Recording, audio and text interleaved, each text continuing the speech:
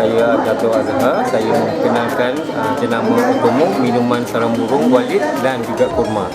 Khasiat sarang burung ni macam puan-puan tahu adalah untuk kesihatan awet muda terutamanya, untuk menambah tenaga dan juga untuk makanan sunnah tadi kita gunakan kurma. Jadi sesiapa yang nak dapatkan produk ni boleh pergi di mana kedai Islamic Mart seperti Nazin Mart ataupun di Ikhwan Mart ataupun Maidin Mart. Kita dah mula masukkan produk kita di sana. So harap-harap tuan-tuan cuba minum air ni.